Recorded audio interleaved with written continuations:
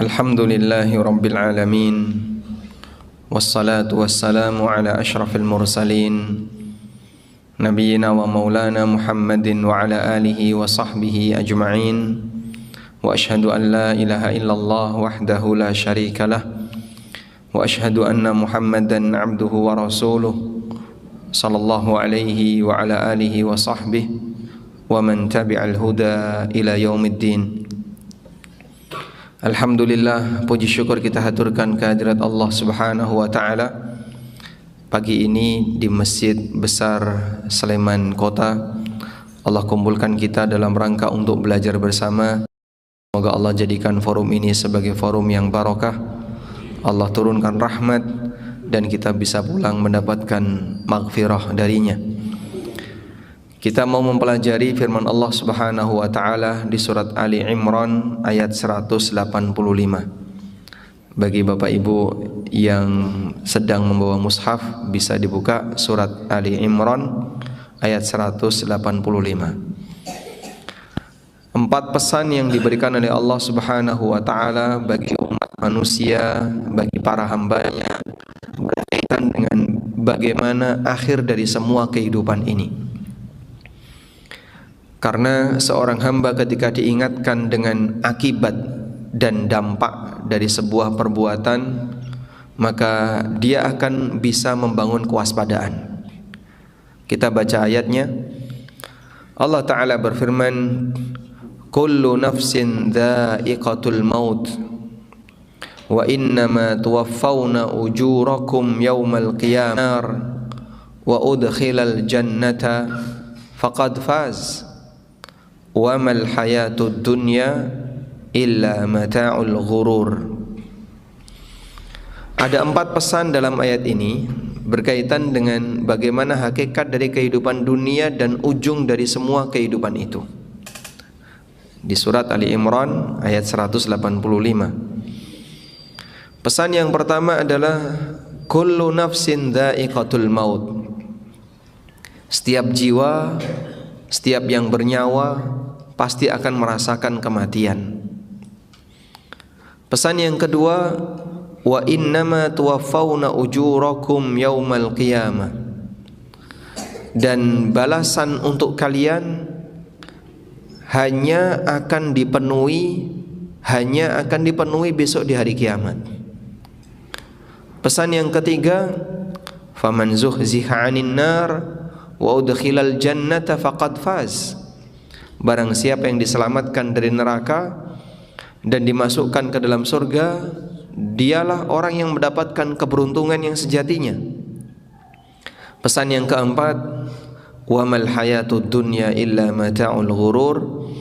Hakikat dari kehidupan dunia hanyalah kenikmatan yang al-ghurur. Al-ghurur artinya yang menipu. 4 pesan ini, insyaallah kita akan membersamai pesan ini seperti yang Allah sebutkan di Ali Imran ayat 185. Barangkali Bapak Ibu yang dimuliakan Allah, sebagian dari pesan ini mungkin sudah sering Anda dengarkan, baik melalui khutbah Jumat maupun kajian pada umumnya, bahkan sering kita dengar saat kita takziah. Karena kita diingatkan kullu nafsin dha'iqatul maut. Baik. Namun tidak ada salahnya ketika peringatan itu diulang.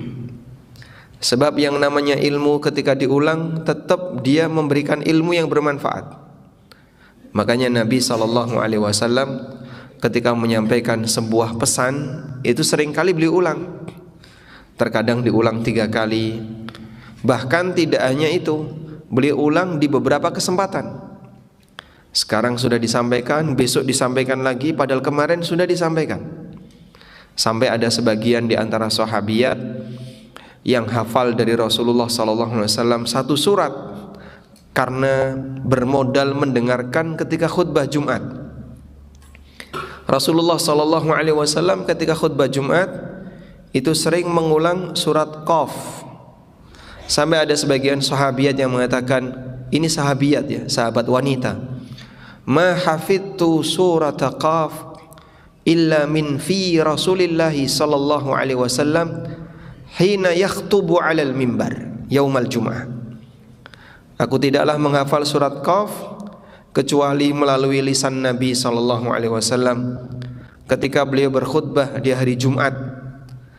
Coba kita bisa bayangin, ini seorang ibu-ibu hanya mendengarkan mungkin di balik tembok kalau beliau tidak ikut dalam kegiatan sholat Jumat berjamaah, atau mungkin beliau di belakang, tapi saking seringnya dengerin itu sampai beliau mengatakan, saya hafal itu dari khutbah Jumatnya Nabi sallallahu alaihi wasallam. Sehingga ketika ada pengajian yang temanya berulang, kita tidak perlu mengatakan wes tahu, mongko yang ngono koyo ngono. Karena yang namanya ilmu ketika diulang tetap ilmu yang bermanfaat bagi sang hamba. Beda dengan dagelan, Pak. Dagelan, sesuatu yang lucu itu sekali mendengar Anda akan merasakan lucu.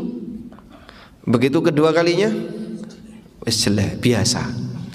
Karena sesuatu yang lucu ketika diulang sudah tidak lucu lagi. Itulah perbedaan antara ilmu dengan guyonan. Sehingga mungkin kita mendengar ilmu sekian kali, tapi kita tetap merasakan manfaat darinya. Sehingga dulu ada beberapa ulama yang terkadang khatam kitab tertentu itu berkali-kali. Kitab ini saya khatamkan sebanyak 5 kali. Kitab ini saya khatamkan sebanyak 10 kali, sekian kali.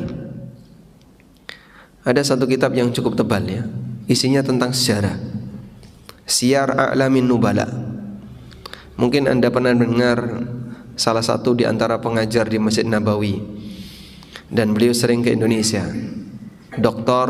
Sulaiman Ar-Ruhaili. Beliau itu khatam Siyar A'lamin Nubala 3 kali. Saya bayangin kitab setebal itu dihatamkan 3 kali, itu waktunya berapa lama? Dan itu tidak membosankan.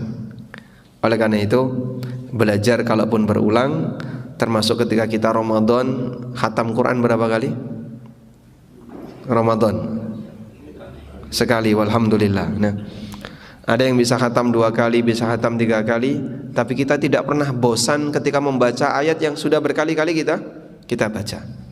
Walaupun kita membaca surat Al-Ikhlas berkali-kali, kita tetap menikmati surat Al-Ikhlas itu. Baik, selanjutnya mari kita lihat bagaimana pesan yang diberikan oleh Allah Ta'ala dalam Al-Quran. Kullu nafsin dha'iqatul maut. Setiap yang bernyawa pasti merasakan kematian. Dan ini bagian dari ketetapan Allah untuk seluruh makhluknya. Kullu man 'alaiha fan wa yabqa wajhu rabbika dzul jalali wal ikram. Kullu man 'alaiha fan. Semua yang ada di permukaan bumi pasti akan fana, pasti akan binasa. Wa yabqa wajhu rabbik. Dan yang bertahan adalah, yang abadi adalah wajah Rabbmu, Allah Subhanahu wa taala. Dzul jalali wal ikram. Semua yang bernyawa pasti akan mati, saya pasti akan mati, Bapak Ibu pasti akan mati, semuanya pasti akan mati. Namun berkaitan dengan kematian, tidak ada satupun yang tahu, baik mengenai waktu maupun mengenai tempat. Sehingga misalnya, saya mau tanya di sini, yang paling sepuh, ya, Pak Joko Yuswo pinten? 70 masih Joko ya, Masya Allah. Alhamdulillah, Masya Allah. Baik, Pak Joko mau meninggal di mana? Terserah Allah. Nah, terkadang ada orang punya rencana, saya pengen meninggal di Jogja, saya pengen meninggal di Sleman, saya pengen meninggal di daerah A, daerah B. Tapi Allah tegaskan dalam Al-Quran, wa ma tadri nafsun bi ayyi ardin tamut.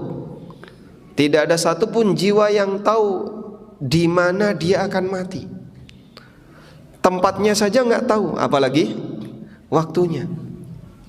Padahal kalau orang diminta untuk merencanakan, Bapak punya rencana pengen meninggal di mana? Saya pengen meninggal di kota ini. Saya pengen meninggal di kota kelahiran saya. Memungkinkan nggak rencana itu diupayakan? Kalau diwujudkan kan kita nggak tahu ya. Kalau diupayakan memungkinkan nggak? Memungkinkan. Caranya gimana? Ya kamu begegek ya. Jangan pernah bergerak dari kota itu, diam saja di kota itu, kemungkinan besar meninggal di kota itu. Oleh karena itulah Nabi SAW ngasih motivasi, siapa yang pengen meninggal di kota Madinah, silahkan meninggal di kota Madinah, aku akan memberikan syafaat untuknya. Lah gimana caranya meninggal di kota Madinah? Berarti kamu jadi penduduk Madinah, tinggal di situ, menetap di situ, jangan pindah dari situ. Kemungkinan besar bisa wafat di kota itu. Meskipun demikian, manusia tidak bisa memastikan. Ada satu kejadian yang ini disebutkan oleh sebagian ahli tafsir, walaupun kita tidak tahu sumber berita ini dari mana, karena ini bukan dari sabda Nabi SAW. Jadi satu ketika Nabi Sulaiman bersama dengan salah seorang menterinya didatangi oleh malakul maut. Lalu malakul maut ini berubah wujud dalam bentuk manusia, sedang berdiskusi dengan Nabi Sulaiman. Tapi malakul maut ini arah pandangannya ke arah menteri tadi. Beliau melihat terus ke arah menteri ini, sampai sang menteri ini ketakutan. Akhirnya menteri ini tanya kepada Nabi Sulaiman alaihissalam, saya itu heran, kenapa malakul maut selalu melihat ke arah saya, padahal beliau sedang berdiskusi dengan Anda. Ada apa? Sampai saya ketakutan. Bisa enggak Raja Sulaiman memindahkan saya ke India? Karena beliau berada di mana? Di Syam, di Palestina. Bisa enggak Raja Sulaiman memindahkan saya ke India? Akhirnya menteri ini dikirim dengan menggunakan angin ke India. Sampailah dia di India. Sudah? Nah, selesai orang ini pindah di India, malakul maut ditanya sama Nabi Sulaiman, menteri saya ketakutan, kenapa Anda selalu melihat ke arah dia? Kemudian malakul maut bilang, aku terheran, aku diperintahkan oleh Allah untuk mencabut nyawa orang ini di India. Lah kok dia masih ada di sini? Oh, sekarang dia sudah sampai India. Wallahu alam apakah kisah ini benar, tapi saya pernah mendengar cerita ini dari salah seorang guru saya, dan ini ternyata disebutkan oleh sebagian ahli tafsir. Baik, tapi pada prinsipnya bahwa semua yang bernyawa pasti akan mati. Pertanyaannya, badan manusia mati dengan dicabutnya nyawa. Lalu pertanyaannya, roh sendiri itu mati atau tidak? Roh yang dicabut oleh Allah dari hamba, nah roh ini sendiri itu mati atau tidak? Terus matinya roh itu bagaimana? Ada pembahasan yang cukup panjang tentang masalah ini yang didiskusikan oleh para ulama. Kesimpulannya, Allah Subhanahu wa taala berfirman, yas'alunaka 'anir ruh qulir ruhu min amri rabbi wa ma utitum minal ilmi illa qalila. Mereka bertanya kepadamu wahai Muhammad tentang arwah, tentang ruh. Jawablah, qulir ruhu min amri rabbi. Ruh itu urusan Allah. Wa ma utitum minal ilmi illa qalila, dan kalian tidak diberi ilmu tentang ruh kecuali sedikit, yaitu ilmu tentang ruh yang disebutkan dalam keterangan-keterangan dalil. Ya sudah, yang enggak tahu enggak usah kepo, yang tahu silahkan dipercaya. Karena yang namanya ruh ini murni rahasia Allah Subhanahu wa taala. Sehingga misalnya kita diminta, mohon maaf, Bapak punya arwah enggak? Ada ruhnya, Pak? Ada. Di mana, Pak? Coba. Di mana? Hah? Wallahu a'lam. Enggak tahu di mana posisinya. Di kepalanya atau di badannya? Enggak tahu. Jadi di tempat kita ada arwah, tapi kita enggak tahu tempat arwah saya ini di mana. Apa di kepala saya? Apa di badan saya? Apa di jantung saya? Atau menyatu dalam satu tubuh saya? Bentuknya apakah seperti manusia hologram gitu? Atau seperti cahaya yang tersimpan di dada? Atau bagaimana? Wallahu a'lam. Bagian yang kita enggak tahu enggak usah kepo. Terus ketika ruh itu dicabut oleh Allah, Nabi SAW menyebutkan ruh dicabut dari arah atas, tabi'ahul basar, sehingga diikuti oleh mata. Maka begitu dicabut matanya, mendelik, ya. Sehingga Nabi SAW perintahkan agar ditutup ketika orang itu sudah meninggal, matanya ditutup. Baik. Pada posisi inilah terkadang terjadi khilaf, tapi yang jelas wallahu alam, jika memang kita enggak tahu dan tidak punya informasi detail tentang itu, kembalikan kepada ilmu Allah Subhanahu wa taala. Karena Allah menegaskan, qulir ruhu min amri rabbi. Katakanlah bahwasanya roh itu urusan Rabbku. Kamu tidak punya ilmu tentang itu kecuali yang telah Allah berikan kepadamu berupa wahyu tentang arwah. Baik, muncul pertanyaan yang lain. Kalau malaikat itu mati enggak, Pak? Apakah malaikat juga mati? Dan ini juga termasuk khilaf di antara perbedaan pendapat yang terjadi di kalangan para ulama. Ada yang mengatakan bahwasanya malaikat tidak mati. Dan itu pendapatnya Ibnu Hazm At-Tabari, ahli tafsir At-Tabari yang kita kenal, dan beberapa ahli tafsir yang lain.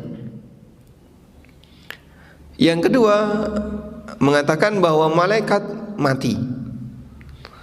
Dan ini pendapat jumhur ulama. Bahkan kata Syekhul Islam, kaum muslimin Yahudi dan Nasrani itu punya keyakinan yang seragam dalam masalah ini, bahwa malaikat mati. Namun matinya malaikat pasca kematian manusia. Ada satu hadis yang menceritakan tentang bagaimana proses kematian para malaikat secara berurutan. Dan yang terakhir mati adalah malakul maut. Namun hadis ini dinilai dhaif oleh banyak ulama. Namun berkaitan dengan masalah semua malaikat mati, kembali kepada firman Allah Subhanahu wa taala, kullu nafsin dha'iqatul maut, bahwa semua yang berjiwa, bernyawa pasti dia akan mati. Dan yang namanya kematian tidak mengukur waktu, tidak mengukur usia. Tidak ada jaminan yang sudah tua akan mati lebih dulu dibandingkan yang masih muda. Sebab di kuburan tidak ada tulisan khusus 60 tahun ke atas. Ada Pak makam seperti itu, Pak? Tidak ada. Sehingga menuntut kita semuanya untuk persiapan. Kemudian pesan yang kedua, wa innama tuwaffawna ujurakum yaumal qiyamah. Dan balasan kalian akan dipenuhi oleh Allah besok di hari kiamat. Nah, ini pesan yang penting untuk dijadikan peringatan bagi semua umat manusia, baik yang berbuat baik maupun yang berbuat buruk. Bagi yang berbuat baik, mereka perlu menyadari kenapa setelah dia berbuat taat, kenapa dia setelah berbuat kebaikan terkadang hidupnya masih susah. Pak, jarene wong nek bertakwa iki akan mendapatkan rizki dari arah yang tidak disangka-sangka. Nggih, uripe dadi kepenak, kemudian duite banyak, utange iso lunas. Tapi nyatane aku iki wis ibadah, tahajud, rajin, puasa sunnah yo sregep, utang itu lunas, golek gawean angel, uripe kokian masalah dan seterusnya. Sehingga dia merasa bahwasanya ketika dia beribadah, bahwa ibadah itu akan diwujudkan oleh Allah dalam bentuk kesejahteraan ketika di dunia. Maka kita perlu ingat dengan ayat ini, wa innama tuwaffawna ujurakum yaumal qiyamah. Allah bakal memenuhi balasan untuk kalian besok di hari kiamat. Sehingga Allah tidak pernah menjanjikan kalau ibadah yang kita lakukan akan dibalas di dunia. Walaupun terkadang ada sebagian di antara ketaatan yang dibalas di dunia. Sehingga ada orang yang karena dia baik hati lalu diberi oleh Allah Subhanahu wa taala rizki yang berlimpah.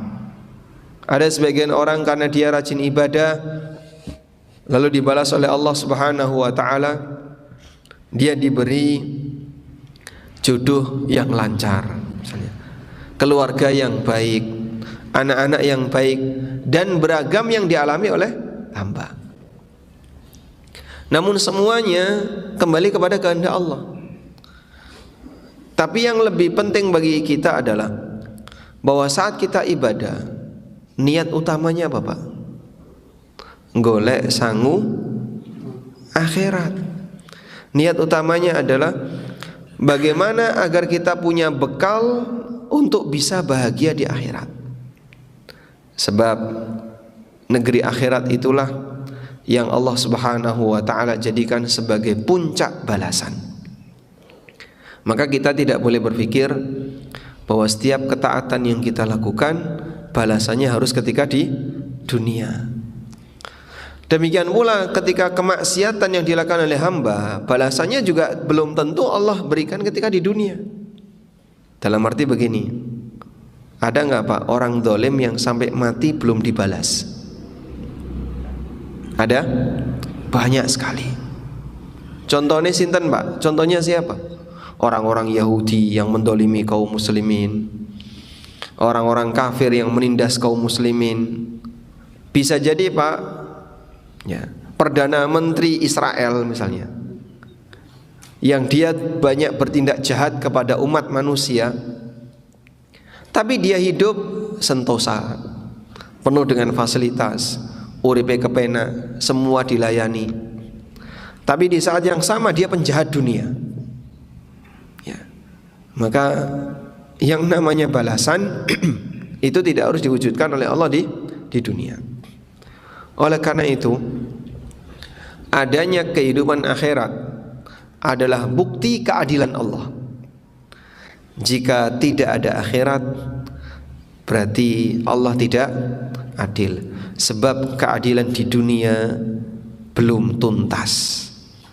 Sebab keadilan di dunia tidak ditegakkan secara maksimal.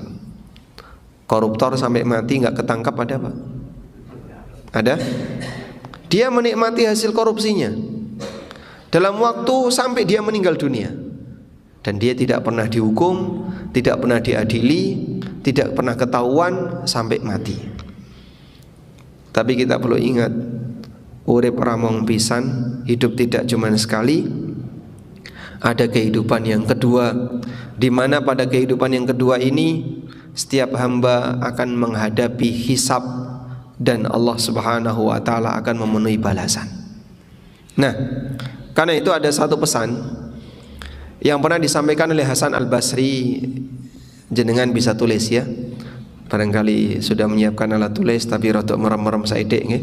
Nah, sekarang bangun ya. Imam Hasan Al-Basri pernah mengatakan, "Fa'lam anna ad-dunya daru bala'in, thumma daru fana'in, wa'lam anna al-akhirata daru jaza'in, thumma daru baqa'in." Pintar ini Hasan Al-Basri ya. Pesannya menyentuh sekali. Fa'lam anna ad-dunya daru bala'in, thumma daru fana'.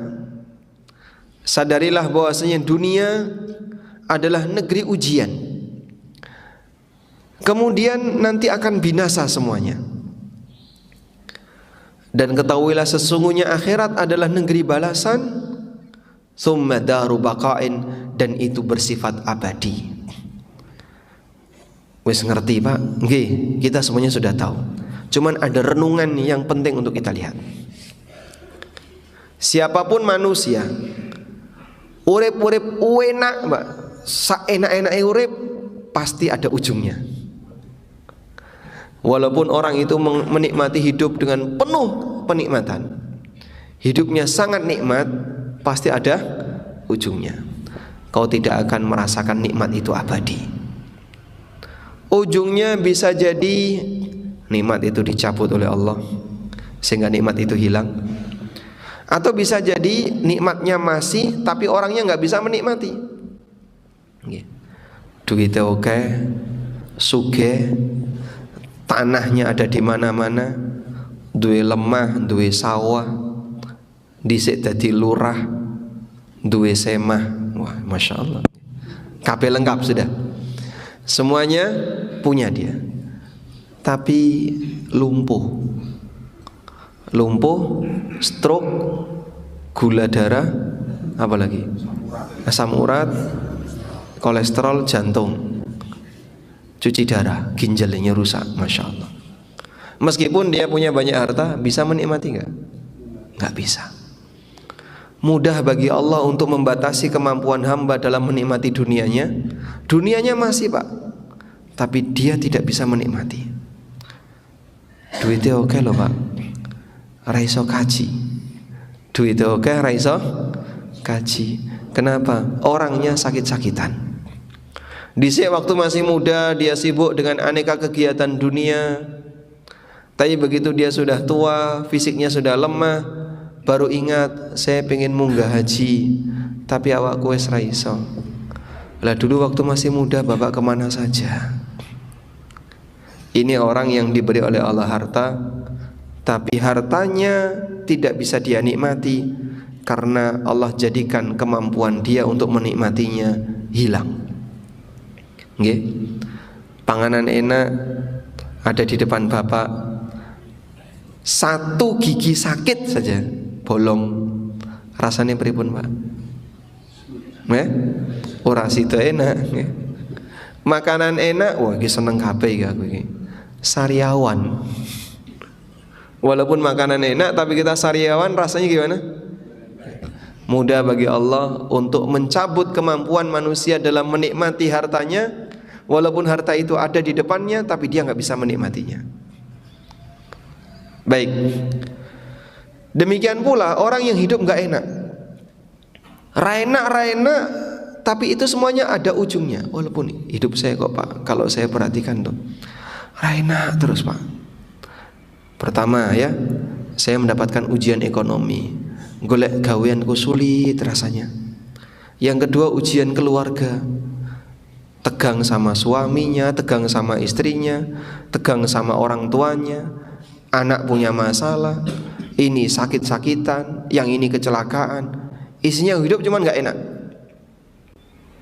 Belum lagi dengan aneka suasana nggak enak yang lain yang dialami di lingkungannya. Saya dibenci sama tetangga ini, duwe musuh ini, duwe musuh ini. Semua manusia pasti pernah mengalami seperti itu. Ada yang banyak, ada yang sedikit. Cuman kita perlu enak, enak, ono pucuke. Walaupun nggak enak, tapi ada ujungnya. Anda tidak akan merasakan tidak enak ketika di dunia selamanya. Ada ujungnya. Kalau enggak musibah itu dicabut oleh Allah, atau yang kedua, Anda akan mengalami kematian. Dan masing-masing orang diberi oleh Allah ujian yang beragam. Ada yang diberi oleh Allah ujian sakit, lama sekali nggak sembuh-sembuh. Biar rasanya Pak, raina. Baik, raina ono pucuke. Pasti ini akan berakhir.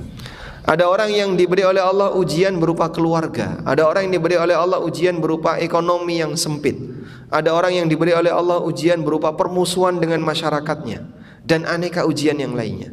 Semua itu ada ujungnya, tidak akan selamanya. Maka yang lebih penting adalah kata Hasan Al-Basri, karena semuanya ada ujungnya, sabar. Sabar, sebab nanti ada kehidupan yang kedua, isinya balasan. Dan itu abadi. Maka perjuangkanlah ketika di dunia yang sifatnya sementara ini dengan bekal sabar yang tinggi untuk sebuah kebahagiaan yang sifatnya abadi.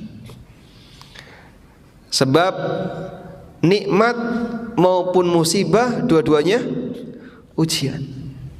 Orang dapat musibah, ada nggak Pak yang nggak sabar? Banyak. Sudah nggak enak uri hidupnya ketika di dunia, ragelem sholat, geopumas sholat, aku nesu sholat kok, ra sholat podo ae, duitku ya ora tambah. Ada orang yang emosi seperti itu. Ya sudah, dia sudah celaka di dunia, uripe ning donya ora enak, besok di akhirat luwih ora enak. Maka seperti ini butuh perjuangan. Tidak enak itu tidak selamanya. Ra enak ra apa-apa. Yang penting kamu bisa sabar, karena sesaat lagi kau akan memasuki kehidupan yang kedua, isinya balasan dan itu abadi. Maka perjuangkanlah untuk sabar di kehidupan yang sementara, agar kita bisa mendapatkan balasan kenikmatan yang abadi. Baik, selanjutnya, faman zuhziha 'anil nar wa udkhilal jannah faqad faz. Barang siapa yang diselamatkan dari neraka dan dimasukkan ke dalam surga, itulah keberuntungan yang sejatinya. Jadi seperti apa sih Pak orang yang beruntung yang sejatinya? Tentu saja kita sebagai orang yang beriman, karena yakin akan ada kehidupan yang kedua, keberuntungan yang sejati adalah saat kita masuk surga. Itulah keberuntungan yang sejati. Sehingga manusia belum disebut sukses sebelum kaki kanan dia menginjakkan pintu surga. Bisa disebut sukses ketika itu. Berarti gimana Pak definisi orang sukses bagi orang mukmin? Bukan karena jabatan, bukan karena kekayaan, bukan karena status sosial, bukan karena yang lain, tapi ketika kita bisa menginjakkan kaki kita di pintu surga, baru setelah itu orang disebut sukses. Nah, sebelum sukses berarti kan butuh perjuangan. Sebelum sukses butuh perjuangan.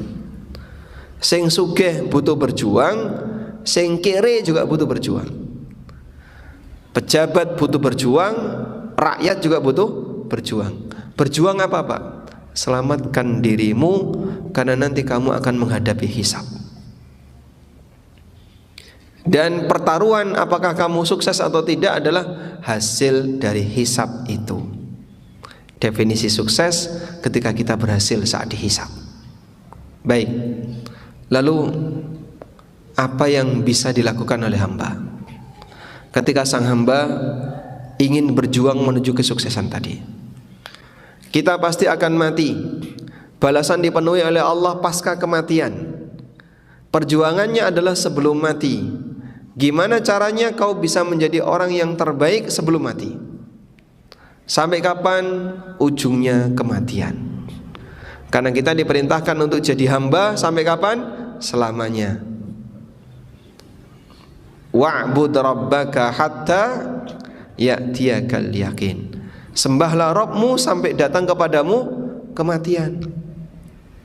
Maka enggak ada ceritanya tugas selesai ketika orang sudah mencapai tingkatan tertentu.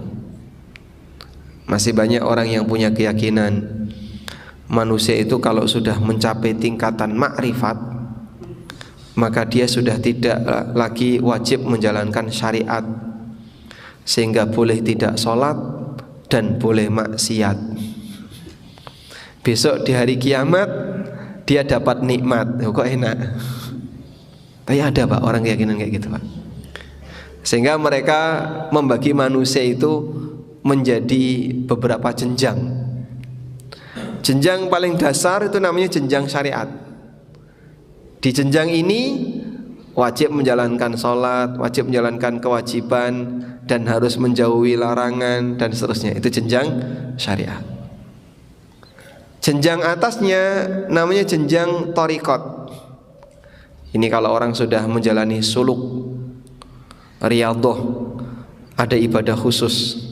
Kalau sudah sampai pada jenjang thariqat, dia sudah mulai jaga jarak dari orang, tidak banyak berinteraksi karena sedang menjalani suluk. Ono sing rupane topo, ada yang jalan kaki dari Anyer sampai Panarukan, ada yang bentuknya apalagi puasa ngebleng, dan aneka model-model suluk yang beragam. Nah itu tergantung gurunya. Di atasnya lagi derajat hakikat. Nah ini sudah mulai banyak menyendiri. diam di kamar, nggak pernah keluar, kemudian punya dzikir-dzikir khusus. Di atasnya lagi jenjang makrifat. Kalau sudah merasa dia di jenjang makrifat, maka dia merasa telah bersatu dengan Allah, manunggaling kawula lan Gusti, sehingga aku adalah Allah, Allah adalah aku, ana huwa huwa ana. Ya. Famanil mu'abbad, lalu siapa yang harus disembah? Aku sudah menyatu dengan dia. Dan puncaknya nekat. Wah. Nek wis nekat bejat.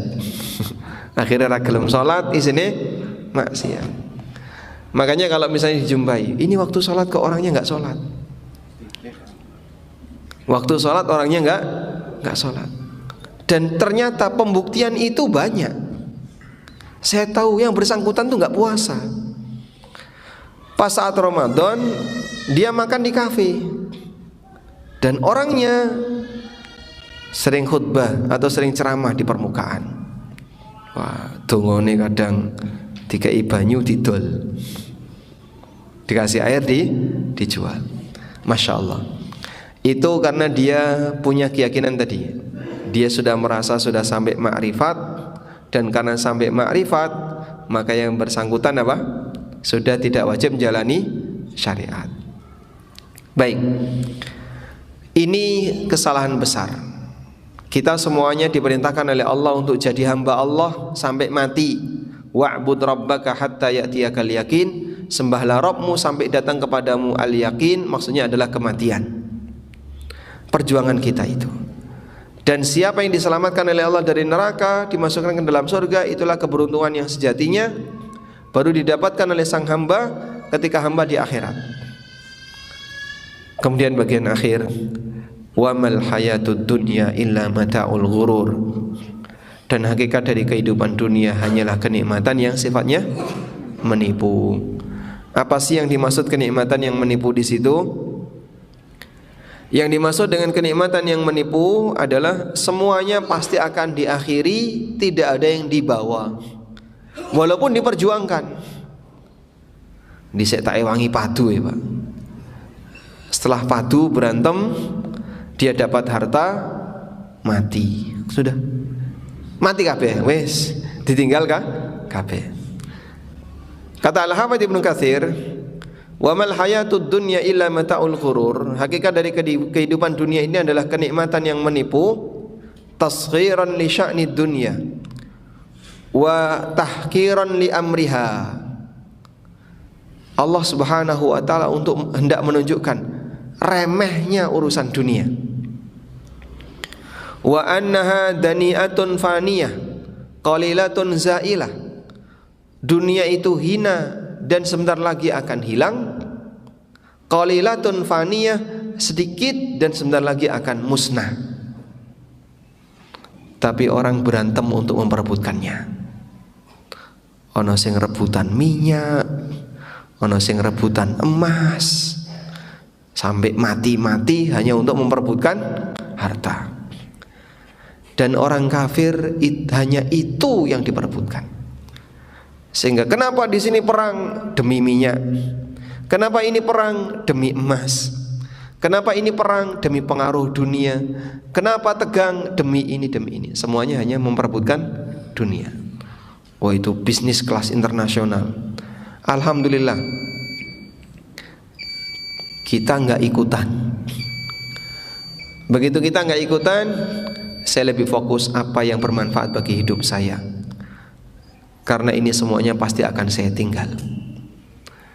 Baik, kalau saya tanya Pak, jika kontrak dengan Freeport itu untuk 100 tahun, kira-kira Bapak setuju nggak? Jika Indonesia mau melakukan kontrak dengan Freeport untuk waktu 100 tahun. Sekarang katanya ya, baru 2 gunung yang digali. Dan Freeport menargetkan masih ada 5 gunung sebelahnya yang akan digali. Anda sebagai warga Indonesia kira-kira setuju nggak? Ya? Nggak setuju. Kenapa? Kenapa nggak setuju? Hah? Kenapa nggak digali sendiri? Kenapa emasnya dikasihkan orang lain? Gitu. Kenapa nggak digali sendiri? Kenapa emasnya dikasihkan orang lain? Nah, Amerika sedang mengambil batunya Indonesia. Ya ora mung watu Pak, isinya emas. Baik, kalau emang isinya emas terus dikumpulin mau dipakai apa? Nanti di akhir zaman Allah keluarkan gunung emas. Sehingga yang sekarang dibanggakan, negara ini punya cadangan emas sekian ton, negara ini punya cadangan emas sekian ton. Bangga dengan cadangan emas di masing-masing negara. Rata-rata negara kafir cadangan emasnya paling banyak. Sudah begitu rebutan cadangan emas, besok di akhir zaman ditokno emas. Sampai orang ketika mau membagi emas tidak ada yang mau menerima. Rasulullah SAW menyebutkan, di akhir zaman ketika sedekah sudah tidak diterima, ada orang membawa sekantong koin-koin emas, terus dia keliling masyarakat mau bagi emas, rano sing gelem nompo. Tidak ada yang mau nerima. Sehingga yang sekarang berlomba-lomba dikumpulin, besok dibuang-buang. Sehingga kita tidak perlu berpikir, wah, suwe-suwe kontak kabeh wis kene ra duwe. Anda enggak perlu khawatir. Masa depan generasi besok mereka diberi oleh Allah emas yang berlimpah. Sampai semua orang memilikinya. Makanya bisnis real itu katanya ya, bisnis real itu adalah bahan makanan, bukan perhiasan. Sehingga bisnis real itu bukan teknologi, bukan perhiasan, bukan emas-emasan, tapi bahan makanan. Bisa bentuknya bahan makanan nabati maupun hewani. Namun itu semuanya dijamin oleh Allah bagi hambanya. Dan orang ketika memperebutkan itu, yang dikumpulkan oleh orang kafir sebanyak-banyaknya, orang muslim juga ikut-ikutan mengumpulkan. Arab ditinggal kabeh, Pak. Tidak ada yang nanti di bawah kecuali yang mereka sedekahkan di jalan Allah. Oleh karena itu hakikat dari rizki, kata Nabi SAW, hanya ada 3. Hakikat dari rizki hanya ada 3. Apa saja itu? Rasulullah SAW bersabda, wa halaka mimmanika ya ibna Adam. Hakikat dari rizkimu itu wahai manusia hanya ada 3. Sebutkan 1. Yang dipakai, yang dimakan. Rasulullah SAW mengatakan, wa halaka mimmalika ya ibna Adam illa. Hakikat dari hartamu wahai manusia hanya ada 3. 1, ma akalta fa afnaita. Sing mbok pangan sampe entek. Duwe beras sak ton, apa dimakan kabeh, Pak? Tidak. Kamu hanya akan makan sekian puluh kilo, sisanya itu bukan hartamu. Wa ma labista fa ablaita, yang kau pakai sampai rusak. Sing mbok tumpuk itu bukan hartamu. Wa ma tasaddaqta fa amdaita, dan apa yang kau sedekahkan sehingga abadi di hari kiamat. Maka apa yang kau kumpulkan belum tentu jadi jatah rizkimu. Sehingga bedakan antara rizki dengan pendapatan. Belum tentu pendapatan jadi rizki. Nek mong dikumpulno, ditumpuk, disimpen, itu belum jadi jatah rizki. Nyuwun sewu, ibu-ibu misalnya, antara gelas yang dipakai dengan gelas yang disimpan banyak mana, Pak? Nggih? Sing disimpan dienggo apa niku, Pak? Pajangan. Sehingga lemarinya penuh dengan Tupperware. Masya Allah. Beli, nanti kemana beli lagi perabotan. Lemarinya penuh dengan perabotan. Makanya bapak-bapak, nggih, kalau jenengan punya lemari yang masih kosong, segera diisi buku sebelum keduluan perabotan. Leres nggih, Pak? Masya Allah. Baik. Wa mal hayatud dunya illa mata'ul ghurur. Itu hanyalah kenikmatan yang sementara, menipu. Semuanya pasti akan kita tinggalkan. Kalau mau sayang harta, simpan di akhirat. Maka tempat penyimpanan harta yang paling aman adalah simpan hartamu di langit. Wassallallahu ala nabiyyina Muhammadin wa ala alihi wa sahbihi wasallam. Ada yang mau disampaikan? Silakan. Monggo, silakan. Waalaikumsalam warahmatullahi wabarakatuh. Mau bertanya yang saya sampaikan bahwa semua yang itu pasti akan mati. Ini sama dengan rasa syukur, Pak. Kebanyakan orang kalau terjadi kecelakaan misalnya, orang itu misalnya kecelakaan tapi dia masih hidup, dia pakai motor, dia masih hidup, tapi motornya rusak. Tapi dia tuh kita rata-rata tidak mensyukuri dia masih hidup, tapi hanya malah berenengan kalau motornya rusak. Sehingga dia itu kok malah dibalik sifat hidupnya daripada lebih seru sayang motornya. Tapi tolong ke depan saudara petenangnya biar tidak sadari dan tidak seperti itu. Masya Allah. Orangnya ada di sini ya? Baik, ini yang pertama. Yang kedua? Yang kedua, bagaimana kita sebagai manusia juga itu yang namanya sesuatu yang ada diri kita itu hanya titipan. Tetapi kita sering nganggap bahwa barang itu milik kita. Padahal salah satu kita itu nggak bikin jantung, tapi kita juga dipinjami jantung sama Allah. Tapi kalau kita itu apa-apa tidak bisa selalu mengakui bahwa itu bukan aku gitu. Itu Masya Allah. Baik. Waalaikumsalam warahmatullahi wabarakatuh. Baik. Kembali kepada kecelakaan tadi yang beliau sampaikan di pertanyaan yang pertama. Ada orang kecelakaan, ya. Kendaraannya rusak, hancur, tapi orangnya selamat. Lecet dikit ya.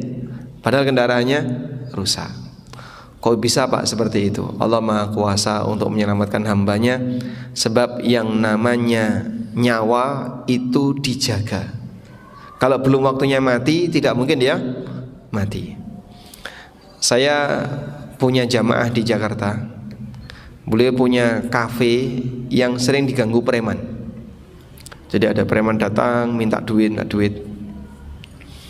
Akhirnya minta tolong ke saya, ada nggak teman yang bisa jaga malam di sini? Kan di sini sering ada gangguan preman. Terus ada salah satu teman saya yang bersedia. Kemudian dia datang ke Jakarta untuk jaga itu. Nah, teman saya itu bilang sama preman, kalau ada tembak, ya, kemudian didorkan di kepala saya, jika memang belum waktunya mati, saya tidak akan mati. Premannya ketakutan, dikiranya dia kebal. Nah, kalimat itu salah atau benar, Pak? Hah? Kan benar. Kalau ada orang bawa senjata, kemudian saya ditembak, kalau saya belum waktunya mati, saya tidak akan mati. Nah, karena preman ini nggak beragama kan ya, orang ngerti masalah agama. Dikira nih teman saya ini sakti, dikiranya sakti, kebal, tidak bisa mati. Padahal kalimatnya kan, kalau memang belum Allah takdirkan mati, saya tidak akan mati. Akhirnya premannya nggak berani datang, Pak. Premannya tidak berani datang. Nah, kembali ke sini. Allah selamatkan para hamba sesuai dengan apa yang Dia kehendaki. Fa innal ajala hisnun mahsun, sebab ajal itu terlindungi. Maka tidak jaminan orang yang ikut perang pasti mati. Khalid bin Walid itu berharap mati syahid. Namun ketika beliau menjelang wafatnya, beliau wafatkan di atas ranjang, beliau merasa sedih. Saya itu ikut perang belasan kali tapi nggak pernah mati. Dan keyakinan para sahabat, ajal itu dilindungi. Walaupun kita berada di tempat yang isinya penuh dengan senjata, sangat berpotensi dengan kematian. Ketika Allah berkehendak untuk Allah selamatkan, dia tidak akan mati. Dan sekarang ada banyak sekali video-video orang kecelakaan ya Pak. Kecelakaan besar, kendaraannya hancur rusak, tapi orangnya utuh. Baik. Nah selanjutnya, kalau itu kita alami, terkadang seperti yang tadi beliau sampaikan dalam pertanyaan, orang lebih menyayangkan kendaraannya yang rusak, akhirnya melupakan nikmat keselamatan yang dia miliki. Orang seperti ini kurang pandai bersyukur. Orang seperti ini kurang pandai bersyukur. Padahal kan teorinya kayak gini Pak. Ketika ada musibah satu, lalu ada potensi musibah dua. Saat dia selamat dari musibah dua, yang itu lebih besar, bisa jadi dia akan merasakan musibah satu lebih ringan. Sebagai contoh, Bapak dapat kabar, Pak, kebakaran di rumah Bapak. Wah, langsung pulang. Nah sampai rumah ketemu anak istrinya selamat, walaupun rumahnya kebakaran. Alhamdulillah, yang penting awakmu selamat. Nah, padahal rumahnya kebakaran. Tapi ketika dia melihat anak dan istrinya, keluarganya selamat, dia merasa bahagia. Karena musibah kedua ini tidak terjadi, walaupun musibah satu terjadi. Baik, dalam peristiwa perang Uhud, ada banyak sekali sahabat Ansor yang meninggal. Sampai ada berita Rasulullah SAW meninggal, sehingga seorang wanita Ansor ketika pasukan perang Uhud itu pulang, wanita Ansor ini berjaga di depan gerbang Madinah, di depan pintu Madinah. Setiap kali ada orang yang lewat, wanita ini tanya, gimana kondisi Rasulullah SAW? Kan berita itu simpang siur ya. Dalam jumlah ratusan orang ada berita Nabi SAW meninggal, sampai berita itu tiba di Madinah. Sehingga wanita ini keluar dari pintu Madinah, lalu setiap kali orang masuk Madinah tanya beliau, gimana kabar Rasulullah SAW? Ada orang memberitahu, suamimu meninggal. Kaifa bi Rasulillah? Kalau Rasulullah SAW sendiri gimana kabarnya? Terus datang lagi, bapakmu meninggal. Kaifa bi Rasulillah? Datang orang lagi, saudara laki-lakimu, kakakmu meninggal. Jadi seorang wanita ditinggal mati oleh 3 lelaki dalam keluarganya dalam satu waktu, suaminya, bapaknya, kakaknya. Tapi pertanyaan dia cuma satu, kaifa bi Rasulillah? Sampai ada berita Nabi SAW selamat, beliau masih hidup. Terus wanita ini mengatakan, kullu musibatin ba'daka qalil. Semua musibah sepanjang Anda masih hidup kecil. Walaupun kehilangan suami, ayahnya, kakaknya. Padahal 3 lelaki ini kan tempat wanita mendapatkan nafkah, ngikut siapa kan dia? Baik. Tapi ketika dia mendengar Rasulullah SAW masih hidup, cintanya kepada Nabi SAW sampai beliau mengatakan, kullu musibatin ba'daka qalil. Setiap musibah sepanjang Anda masih selamat, bagiku itu kecil. Baik. Sehingga normalnya manusia kalau dia punya penghargaan yang tinggi pada nikmat tertentu, wis ora apa-apa, sing penting awakmu selamat, sing penting iki sik selamat. Bagi dia musibah yang lain terasa ringan. Itulah normalnya manusia. Makanya kita perlu berlatih untuk membangun rasa syukur dengan prioritas. Nikmat apa yang terbesar? Nikmat ini, nikmat ini, nikmat ini yang terbesar. Sudah, yang penting nikmat ini masih ada bagi saya kehilangan yang ini nggak apa-apa. Baik. Yang kedua, terkait meyakini bahwa ini semuanya adalah titipan. Itu benar ya. Karena setiap hamba diberi oleh Allah nikmat sifatnya titipan. Disebut titipan kenapa Pak? Karena sebentar lagi semuanya akan dia tinggalkan. Oleh karena itu nasihat para ulama, yang sudah sebentar lagi akan kamu tinggalkan, gunakan itu untuk berbuat ketaatan, sehingga yang nanti akan menjadi manfaat bagimu dalam hidup adalah manfaat pahala yang kau dapatkan ketika kau punya kenikmatan. Tapi kalau dikasih kenikmatan tidak pernah dimanfaatkan untuk berbuat ketaatan, ya sama saja. Wallahu a'lam. Baik, pun cekap. Jam 6:04 sudah. Nah, demikian, dan mohon maaf jika ada kekurangan. Terima kasih atas kesabarannya menunggu. Semoga apa yang kita bahas ini bermanfaat. Allahumma anfa'na bima 'allamtana wa 'allimna ma yanfa'una warzuqna ilma. Allahumma inna nas'aluka fi'lal khairat wa tarkal munkarat wa hubbal masakin wa idza aradta bi'ibadika fitnah faqbidna ilaika ghaira maftunin. Wa sallallahu ala nabiyyina Muhammadin wa ala alihi wa sahbihi wa sallam. Wa akhiru da'wana anil hamdulillahi rabbil alamin. Wassalamu alaikum warahmatullahi wabarakatuh.